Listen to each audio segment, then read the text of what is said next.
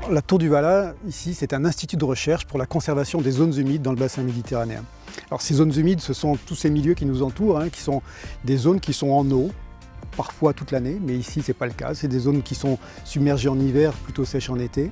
Ça peut être de l'eau douce, de l'eau saumâtre. Donc voilà, ce sont tous ces marais, ces lagunes, ces étangs, ces lacs, ces rivières, qui sont des milieux absolument essentiels à la biodiversité. C'est un foyer de biodiversité extraordinaire et en même temps très utile pour les hommes. 80% des zones humides ont disparu de la planète en un siècle environ. Et au fil de leur disparition, on s'aperçoit que ces zones humides jouent en fait un rôle absolument critique, essentiel pour la biodiversité, mais aussi pour nous, les hommes qui en bénéficient. Et donc voilà, notre job, c'est de comprendre comment ces milieux fonctionnent, comment la biodiversité foisonnante de ces zones humides fonctionne elle aussi, comprendre comment les hommes peuvent vivre de ces zones humides, peuvent vivre dans ces zones humides et trouver les meilleurs compromis entre protection, production, une vie pleine et entière dans ces milieux-là. Et une fois qu'on comprend ça, c'est mobiliser cette connaissance pour à la fois gérer ces milieux et alimenter les politiques publiques à un niveau local, national ou international. Nos liens avec l'Agence régionale pour la biodiversité sont étroits et multiples. Principalement, en tout cas beaucoup à travers ce qu'on appelle le réseau régional des espaces naturels.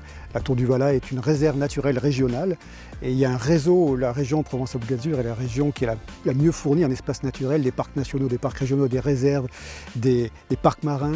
Il y a une diversité de milieux extraordinaire de la cime des montagnes jusqu'à la mer et une diversité d'espaces naturels et de modes de gestion qui est aussi tout à fait unique en France.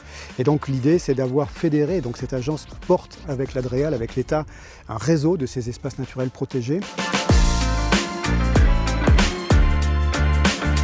Justement, le rôle de l'Agence régionale pour la biodiversité, c'est ça, c'est d'être un peu un catalyseur, un fédérateur des énergies. À la fois, il y a toute une initiative autour du mécénat naturel, le mécénat naturel, qui est aussi très porteuse de sens, où on voit qu'il y a des entreprises de la région qui ont... Et c'est pas du greenwashing, c'est un vrai engagement sociétal et on arrive à trouver vraiment des partenariats extrêmement fertiles et vertueux entre justement le monde de la protection de la nature, le monde de l'entreprise, le monde de la décision publique.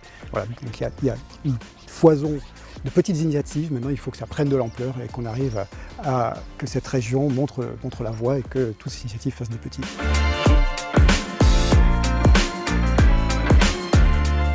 Ce congrès mondial de la nature à Marseille, c'est une opportunité extraordinaire dont il faut user et abuser. C'est la première fois qu'on l'accueille en France. C'est un congrès qui a lieu une fois tous les 4 ans, quelque part sur la planète. Et voilà pour la première fois ici en France, à Marseille. Et c'est l'occasion à la fois de mettre en valeur et de s'émerveiller devant cette nature qui est extraordinaire et en même temps de lancer des signaux d'alerte. Et les signaux d'alerte sont multiples. On le voit, cette biodiversité est malmenée, elle est menacée de plus en plus et pourtant c'est un peu notre assurance vie pour demain.